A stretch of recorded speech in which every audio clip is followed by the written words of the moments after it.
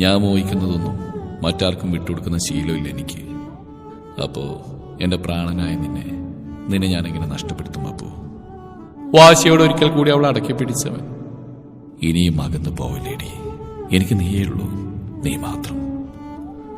സമ്മതമാണ് നിനക്ക്? ആദിയുടെ ഭാര്യയായി, പ്രണയമായി ഈ ഒരു ജന്മം മുഴുവൻ ജീവിക്കാൻ നമുക്ക്. പ്രണയത്തിൽ കുതിർന്നു പോയ അവന്റെ വാക്കുകൾ കണ്ണു നിറഞ്ഞുപോയവളുടെ. ഇനിയും അകലാൻ, ആ മനസ്സ് നോവിക്കാൻ തനിക്കാവില്ലെന്ന് തോന്നിയ നിമിഷം തിരിഞ്ഞെന്ന് ഉറക്കെ കരഞ്ഞുകൊണ്ട് അവന്റെ നെഞ്ചോട് ചേർന്നവൾ. ഒരു നിമിഷം തറഞ്ഞു നിന്നുപോയി ആദി. തേങ്ങിക്കരയുന്നവൾ, തന്നെ നെഞ്ചിലേക്ക് മുഖമമർത്തി ചുംബിക്കുന്നവൾ, തന്നിൽ മുറുകുന്ന അവളുടെ കുഞ്ഞു കൈകൾ. ഒന്നും ഒരു സ്വപ്നമല്ലെന്ന് നെഞ്ചിൽ പതിക്കുന്ന ചുടുകണ്ണീരിനാൽ അവൻ അറിഞ്ഞു. ആദിയുടെ മിഴികളും അധരങ്ങളും ഒരുപോലെ വിടർന്നു. അടുത്ത നിമിഷം തന്നെ അതിലും ശക്തമായി അവളെ തിരികെ പുണർന്ന അവനും. തന്റെ നെഞ്ചിലായി പതിക്കുന്ന അവളുടെ ചുടുകണ്ണീർ, പതിയെ കേൾക്കുന്ന തേങ്ങലുകൾ. ആദിയുടെ കൈകൾ അവളിൽ മുറുകി. ഇതിൽ കൂടുതൽ വ്യക്തമായി തനിക്കൊരു മറുപടി നൽകാൻ അവൾക്കാവില്ലെന്ന് ആദിക്കും അറിയാം. തന്റെ കിളിക്കുഞ്ഞിന്റെ മനസ്സാണിത്. ആദിയുടെ ചുണ്ടുകൾ വിടർന്നുപോയി. ഏറെ നേരം കഴിഞ്ഞു അകന്നു മാറാതെ ആ നിൽപ്പ് തുടർന്ന് രണ്ടുപേരും. അവളെ അലട്ടുന്ന പ്രശ്നങ്ങളെല്ലാം ചോദിച്ചറിയണമെന്ന് തോന്നിയവന് എങ്കിലും മൗനം പാലിച്ചതേയുള്ളൂ. അവളായി പറയട്ടെ എന്ന് കരുതി. പക്ഷെ അതുവരെ കാത്തിരിക്കാനുള്ള ക്ഷമയെ ആദിക്കില്ലായിരുന്നു.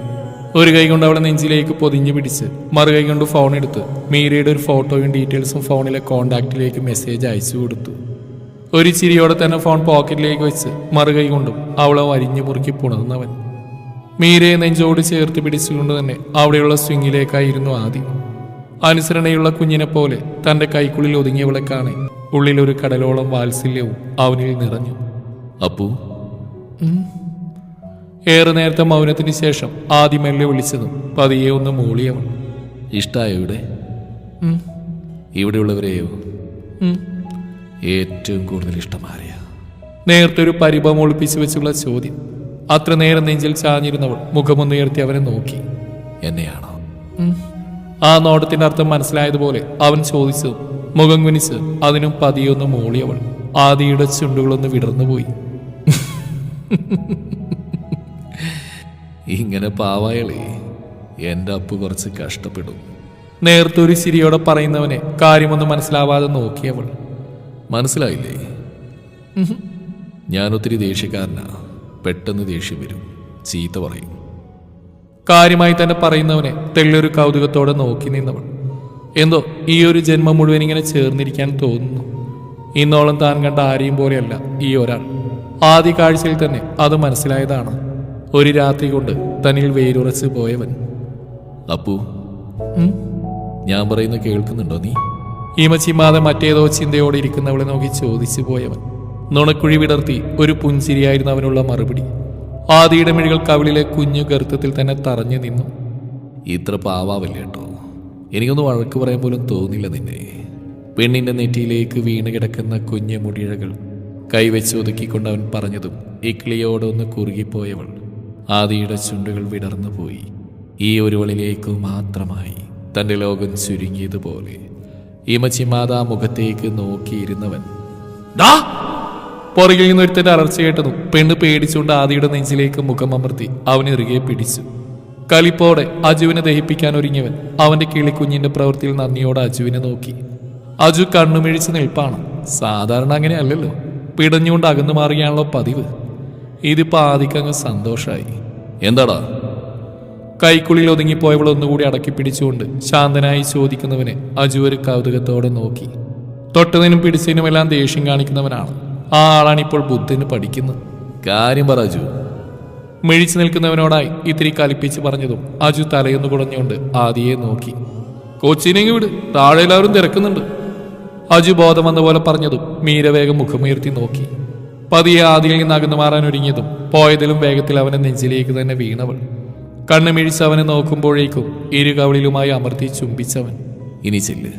നെറുകിൽ കൂടി ചുണ്ട് ചേർത്തുകൊണ്ട് ആദി പറഞ്ഞതും വിടർന്ന മിഴികളോട് തലയാട്ടി കാണിച്ചുകൊണ്ട് അവൾ വാ തുറന്നു നിൽക്കുന്ന അജുവിന്റെ അരിയിലേക്ക് ചെന്നു. ഏട്ടന് എന്തു പറ്റിയതാ? അജുവിന്റെ നിൽപ്പ് കണ്ടതും തെല്ലൊരു ഭയത്തോടെ ആദിയോടായി പതിയെ ചോദിച്ചവൾ. എത്രയൊക്കെ പിടിച്ചു നിർത്തിയിട്ടും ആദി ഉറക്കെ ചിരിച്ചു പോയിരുന്നു. ഏതോ ലോകത്തെന്ന പോലെ മിഴിച്ചിരുന്ന അജു അരികിൽ നിൽക്കുന്നവളുടെ നിഷ്കളങ്കമായ ചോദ്യത്തിന് മുമ്പിൽ പുഞ്ചിരിച്ചു പോയി. എട്ടും പൊട്ടും തിരിയാത്ത എന്റെ കൊച്ചിനോടാ അവന്റെ മീരയെ നെഞ്ചിലേക്ക് ചേർത്ത് പിടിക്കുന്നതിനൊപ്പം തന്നെ ആദിയെ നോക്കി പല്ലടിച്ചുകൊണ്ട് പറഞ്ഞവൻ. അത്ര നേരം ചിരിയോടെ നിന്നവന്റെ മുഖമൊന്ന് വീർത്തു. അടുത്ത നിമിഷം മീര അജുവിൽ നിന്ന് വലിച്ച് സ്വന്തം നെഞ്ചിലേക്ക് ഇട്ടവൻ. ഇവളെ എന്റെയാ, വാശിയോടെ പറയുന്നവൻ. അജു മീരയെ അത്ഭുതത്തോടെ ആദിയെ നോക്കി. അതിന് ഇതേ എന്റെ അനിയത്തിയാ, എന്റെ കുഞ്ഞുമണി. അടുത്ത നിമിഷം ആദിയൊന്ന് പുച്ഛിച്ചുകൊണ്ട് മീരയെ വീണ്ടും തന്നിലേക്ക് വലിച്ചവൻ. രണ്ടുപേരെയും മാറി മാറി നോയിക്കൊണ്ട് അവളും. മീരമോളും ആദിയും തമ്മിൽ നല്ല ചേർച്ചയാ അല്ലേ എടുത്തി? സുധാമ കാര്യമായി തന്നെ പറഞ്ഞുകൊണ്ട് സീതാമ്മയെ നോക്കി. ആദി നീ പറഞ്ഞത് ശരിയാ. ചെറിയമ്മയെ അനുകൂലിച്ച് പറഞ്ഞതും സീതാമ്മയുടെ മിഴികളുമൊന്ന് തിളങ്ങി. തനിക്കരികിൽ വന്നിരുന്നവൻ ഇമച്ചിമ നോക്കുന്ന മീരയുടെ മുഖമായിരുന്നു സീതാമ്മയുടെ മനസ്സിലും. പക്ഷെ എന്തോർത്ത പോലെ ആ മുഖമൊന്ന് മങ്ങി. ഏടത്തി എന്തോന്നും മിണ്ടാത്തേ? സുധാമ വീണ്ടും ചോദിച്ചും വാടിയൊരു പുഞ്ചിരിയായിരുന്നു സീതാമ്മയിൽ. കാണുമ്പോഴുള്ള ചേർച്ചയല്ലേ ഉള്ളൂ സുധേ. ഒരു പനനീർ പൂ പോലെയാണ് മീരമോള്.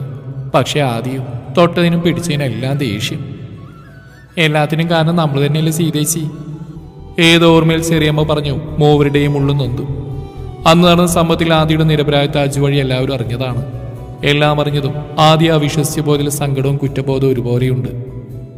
പക്ഷെ മാപ്പ് ചോദിച്ചു പോലും അവന്റെ മുമ്പിൽ ചെല്ലരുതെന്ന് അജു തന്നെ അവരെ വിലക്കുകയും ചെയ്തതാണ്. അങ്ങനെ ഒരു വാക്ക് പോലും ചോദിക്കാനുള്ള അർഹത ആർക്കുമില്ലെന്ന് അവർക്കെല്ലാം അറിയാം. അത്രയും കുറ്റപ്പെടുത്തിയിട്ടുണ്ട് അവനെ. എനിക്ക് എന്തായാലും മീരമോളെ നമ്മുടെ കുട്ടിയായിട്ട് കിട്ടിയാൽ കൊള്ളാമെന്നുണ്ട്. എനിക്കും അതേ ചേച്ചി. ആ കേസ് അവസാനിക്കുന്നതിന് മുമ്പ് ആ കാര്യത്തിലൊരു തീരുമാനം ഉണ്ടാക്കണം.